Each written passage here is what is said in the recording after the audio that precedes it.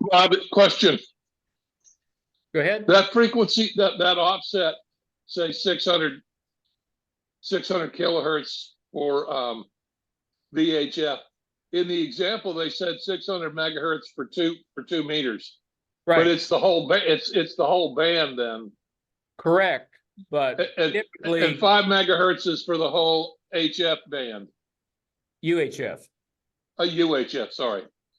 Yeah, but in practice, you really only have 2 meters and 70 centimeters. There is a 1.5 meter band, the 220 megahertz, but it's mostly used for like control of repeaters. But you're right, it does apply to that entire band. So there's no repeaters in the HF area. Nobody uses repeaters there? I think there are some, there's none here. I think they're rare. But there's no reason why you couldn't have an HF repeater.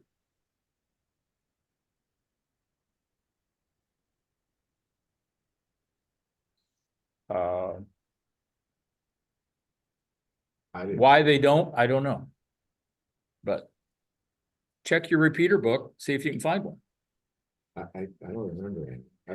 I'll go look again, but I remember this. But in theory, I mean, there's no reason why you couldn't. UHF, that was it. There's a couple of, 220s and a couple of 50 that I can't get to because my reader doesn't do those, but the scanner does. I can understand. Okay, I did turn recording on, right? Yeah. Digital modes, we talked about them a little bit. And we're talking about DMR, D-Star, and Fusion. Those repeaters that support that mode are connected to the internet, and you can route your signal to other repeaters all over the world. And they have things which we call, in the case of DMR, talk groups. In the case of D-Star, they're called reflectors. And I don't know what they're called with Fusion because I've never used it. And I'll talk about that a little bit more. You can also use what's called a hotspot, which is essentially a little digital modem or digital voice modem card connected to usually a Raspberry Pi Zero that costs like $15, and the board you can get for 20 or so, or you can buy a commercial hotspot for a couple $100, and they will allow you to use your radio in one of the digital modes to talk to it, and it connects to the internet just like the repeater. I use it because we don't have a D-Star repeater within 40 miles. So it's the ones in Orlando are just too far away. I almost bought one because Dan put one in and showed it to me, and so I was going to buy the kit to build it myself.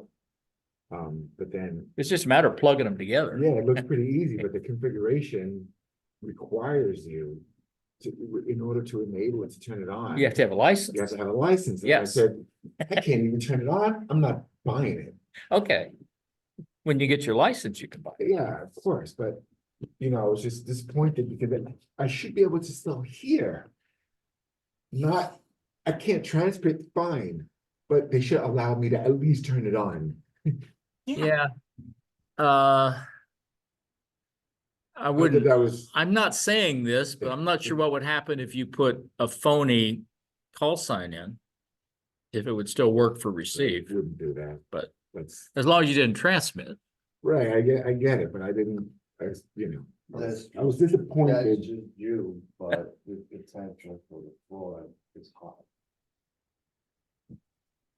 But then, But for any other radios, you don't have to be licensed to receive. well, it's just Correct. just a So you hotspot. can get it before you get your license, just to. Yes, listen. you could go buy a cheap Baofeng or whatever you want. Yeah. My argument still stands because the hotspot itself has to be licensed, and then your radio has to be licensed. So even if I was able to turn the hotspot on without a license, I still can't use that user a license to Right. be able to use it, to be able to transmit anyway. So that I still say they should allow you to turn those things on, because I still need a license. I can't transmit. It's impossible. That's the Okay. easy point. So with a digital mode radio, like DMR, D-Star, you can connect either with the repeater, if you got one close enough, or a hotspot, through the internet to repeaters all over the place. And they have different, like, reflectors and talk groups that are for different areas. There's like in the case of D-Star, Reflector 1 Charlie is worldwide. And you hear a lot of people in England, Australia, South Korea that are on there all the time. There's local ones. There's an East Coast one where, and there's even a Florida. Florida one, 3112. and there's a D-Star net on Thursday nights, I believe. It's pretty big. So what function is performed with a transceiver and a digital mode hotspot?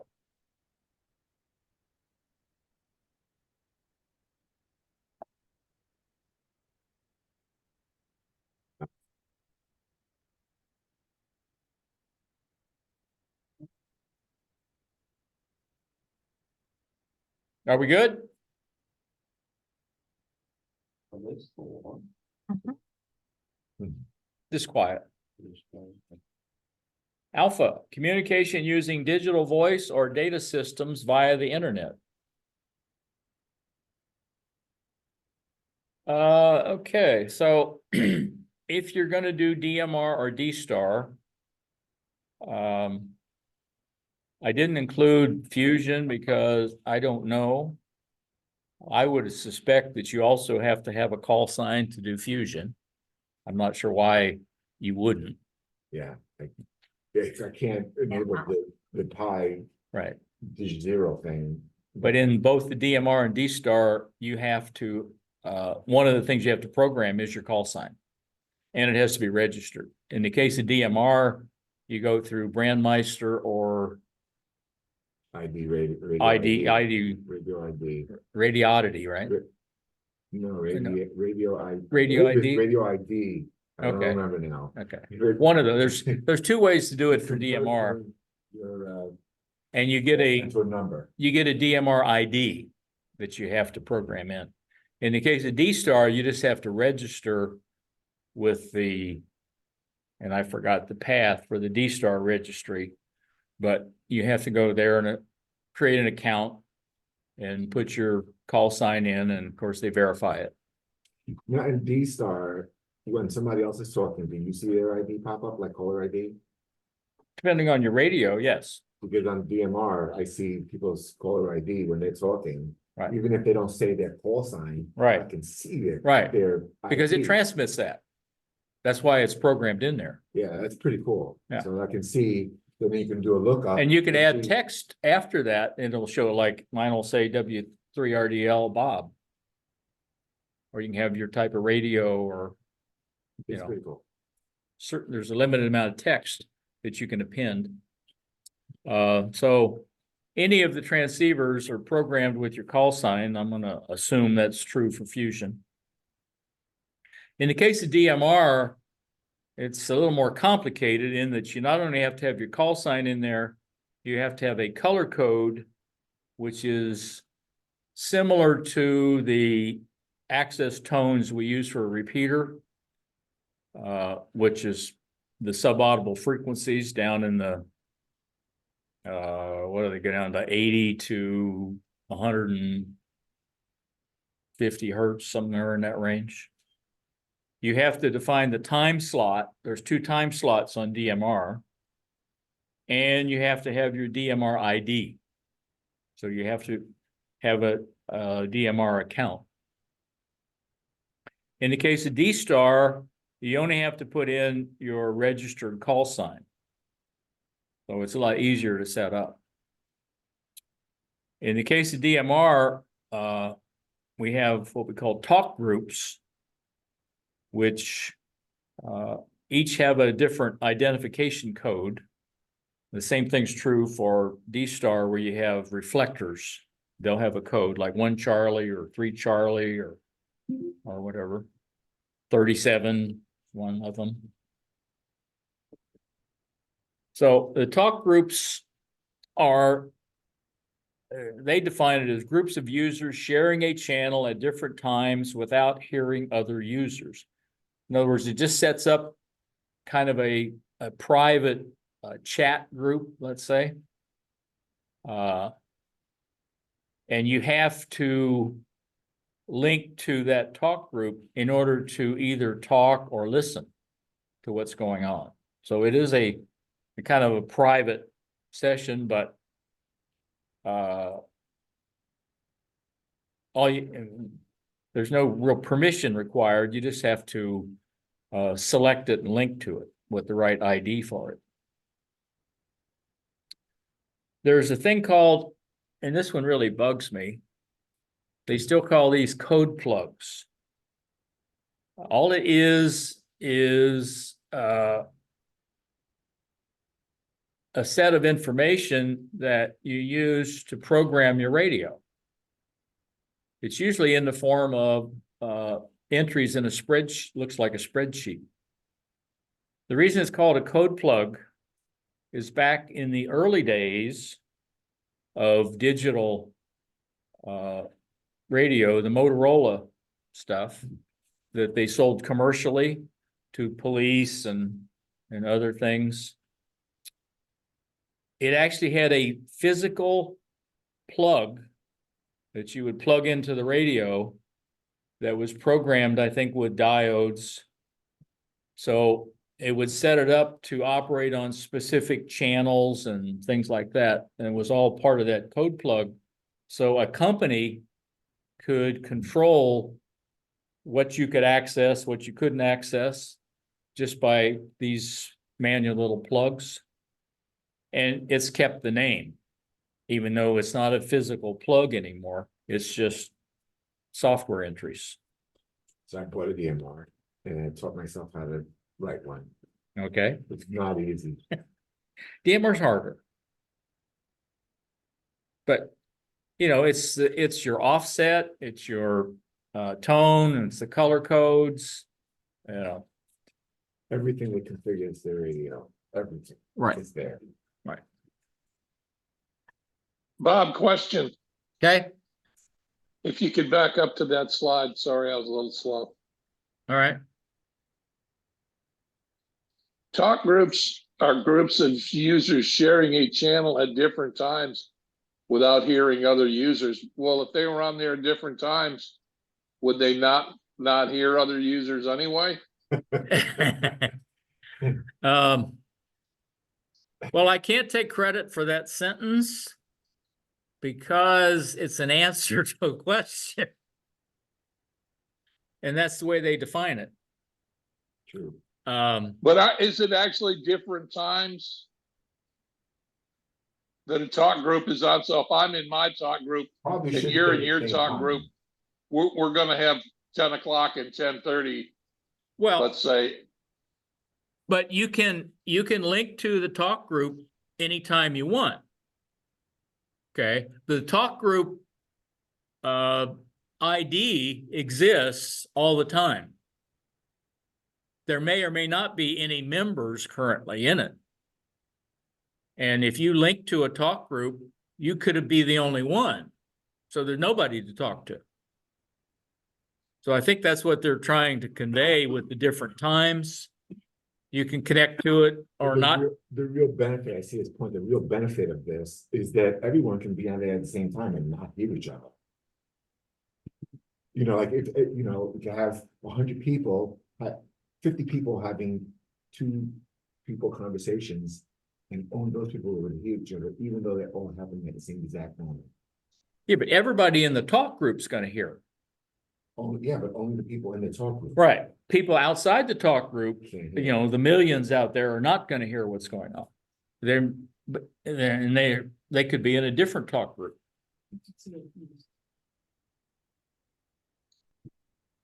Well, thank you. I'm moderately clear. Thank you, Bob. Yeah. I don't like the way they worded that, but like I said, I didn't do it. It's kind of confusing. It's not the only one of theirs that's confusing. I'm with him, I'm with that sentence.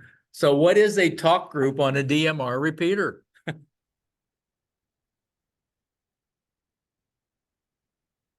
Yeah, we just went over it until. Yeah, B. Said, Yep. It's that weird answer. So we gotta remember. Easy to remember now, killed it. All right. You won't miss that one, right? So what does a DMR code plug contain? Well, although it contains a lot more. Information, yeah, B, Well, It's that access and that information is most of it. yeah.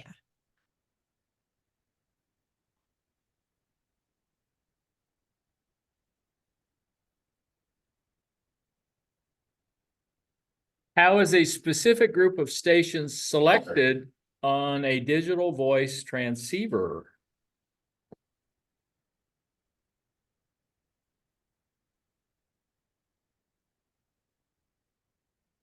And that's another confusing question, but they're Got it. referring to talk groups. Charlie.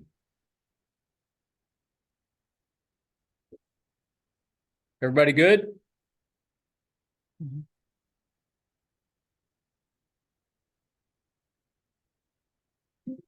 The group ID. We got tailgate going on. They can't write talk group ID, but that would have gave it away. What's the purpose of the color code used on DMR repeater systems? Did I talk about color code? Just Yeah. barely. Cell phone.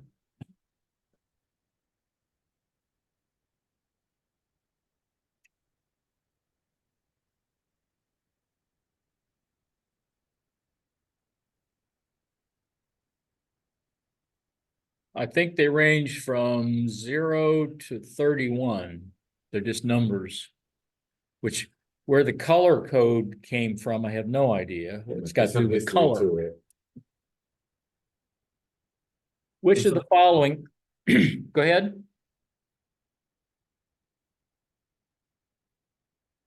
Which of the following must be programmed into a D-Star digital transceiver before transmitting? Alpha. Alpha.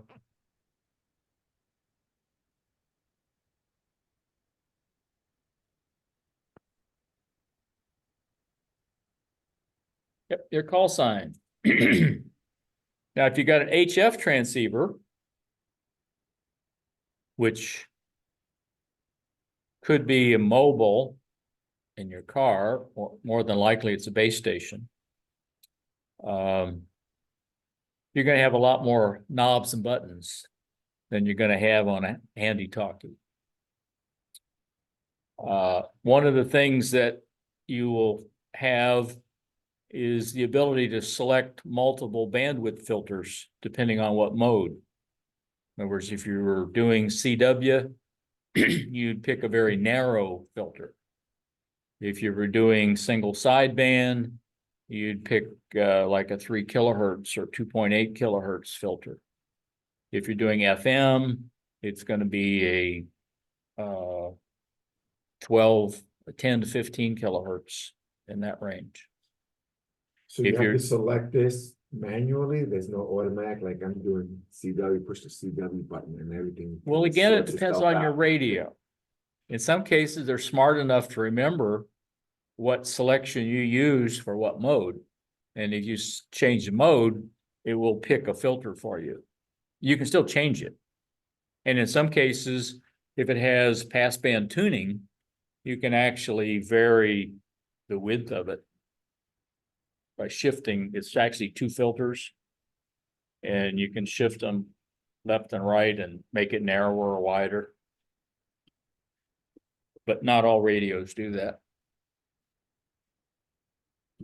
And the main reason you do that is you want to have the best signal to noise ratio. And the narrower you can make the filter, the less noise that you're going to get in. Okay. The signal noise ratio is going to be the area under the curve of the signal compared to the area under the curve of the noise. So the wider frequency band you're looking at, the more of that noise floor is in there, and your signal is going to be only so wide, 3 kilohertz or whatever. So you want to minimize the frequency range that you're looking at to give you the best signal to noise ratio.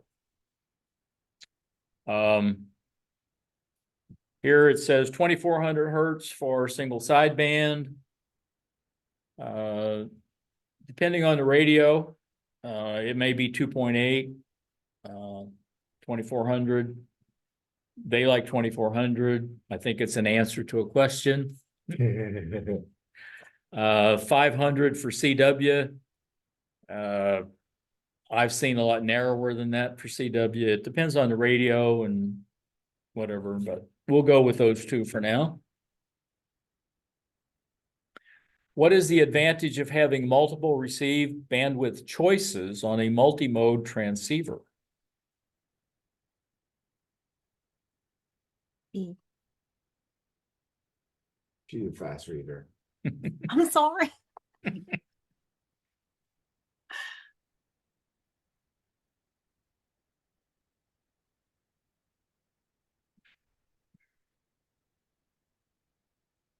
We have any more Bravos? Yeah, no problem.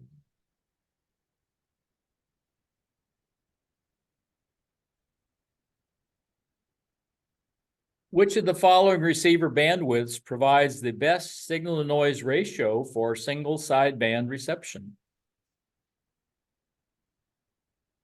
So that's the question. Charlie. Charlie.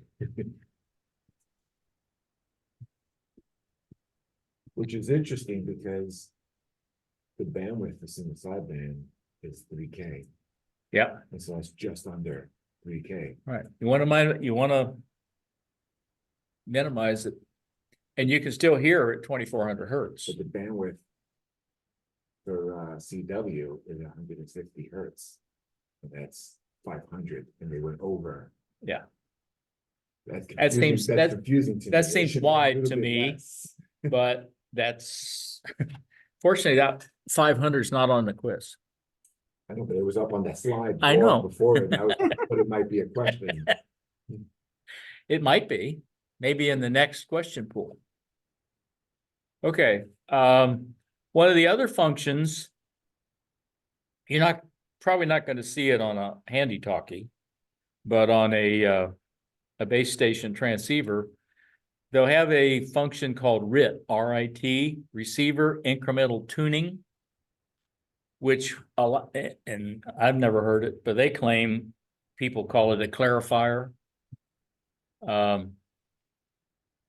If you're making contact with somebody, they may be transmitting at a slightly different frequency than you're transmitting to them. Okay, so if you're receiving and transmitting on the same frequency and they're off slightly, okay, that's going to give you a frequency shift in the signal that you hear. So it's going to make it, the Donald Duck or barrel. What that control does is let you offset the receive frequency slightly to compensate for the fact that they're slightly off, transmitting at a slightly different frequency than you are. This is an ob. If the communication between the two parties is muddled, wouldn't it just be what frequency are you transmitting on so we can sync up? Instead of, Well, Go one of the issues is how calibrated is each of your radios. The fact that you tune it to 7.074 kilohertz, I mean megahertz, doesn't mean it's exactly that frequency. okay, all right, well, that And makes the sense. other guys, okay. And you get drift with temperature. The Huh? temperature in the, you power your radio up, it'll take maybe an hour or so before it really stabilizes. Okay, Depending on the radio, I mean, the more expensive ones are a little better at that. mhm, So there's a number of variables. okay, well, then that makes sense, that if, you need that little.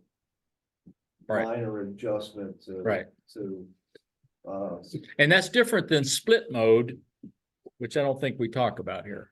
Just a stupid scenario. If my AC is not functioning, I have my radio on all day, it's gonna work differently than when my AC is functioning perfectly. Yes, And my radio will, Yes. might work better on those days. yes. Well, I don't know, better, but Or- your frequency might be more More stable stable. or less stable, depending.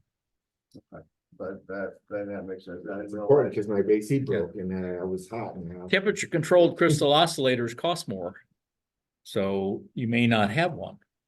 I didn't know temperature was even a variable. Like that, If your basis for your reference frequency is a crystal oscillator, crystals are temperature sensitive. okay, Remember, it's just a piece of quartz. So temperature causes it to expand and contract, okay, and it'll vibrate at a different frequency. A fan can help. Yeah. And one of the ways to shift the frequency on a crystal is to heat it or cool it, okay. or add some capacitance in parallel. Okay. So that's a way that you can fix the voice pitch for single sideband if it's because they're slightly off frequency. Which of the following controls could be used if the voice pitch of a single sideband signal returning to your CQ call seems too high or low? Yeah, The old clarifier clarify a thing. clarifies the sound. Push to talk, okay? Regardless of the radio, you need a push to talk function. Normally, well, in case of handy talkie, it's a little button on the side. In the case of a base station, you usually have a separate microphone with a button on it. You could have a separate dongle. I've got a headset on mine and a separate cord with a switch on it for push to talk. Because you don't normally have a place to put a button on the headset. It can also be done via computer if you're in a digital mode where it's really grounding the push to talk signal, which causes your radio to transmit. So its function is to switch the transceiver from receive mode, which it is by default, into transmit mode. And one of the other things that happens, there's a relay in the front, either a solid state or diode or physical relay that switches your antenna between the transmitter and the receiver. You don't want to transmit into your receiver. It's not a good thing. What is the function of a transceiver's push to talk input? Wow.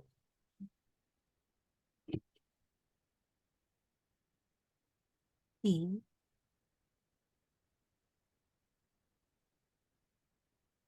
Okay, we'll try for Bravo.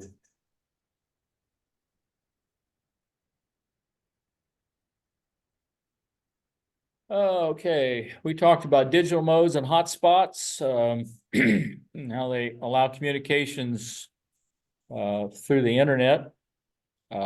DMR talk groups have that weird answer that nobody likes, but that's the way it is. You select talk group with the ID code for that talk group. Code plug is just a weird name for the software or the programming information to access a repeater or a talk group. Color code is part of that code plug access information. It's basically an access code. Where the color came from, I have no idea. And I believe they range anywhere from 0 to 31. Would be one of those numbers. When you look at something like the repeater book, you'll see most of the time they use the same color code. Which is why they're incompatible with talking to each other like VStar and DMR, because you don't have. Oh, there's a lot of reasons. I mean, it's very different technology. In D-Star, you have to have your call sign programmed, a registered call sign programmed into your radio. For HF, you need to be able to select the appropriate bandwidth filter to give you the best signal to noise ratio. And they're claiming that 2400 hertz is the best bandwidth for single sideband. The RIT or receiver incremental tuning allows you to compensate for a frequency shift to change the voice pitch on a SSB signal. And push to talk switches the transceiver from receive to transmit.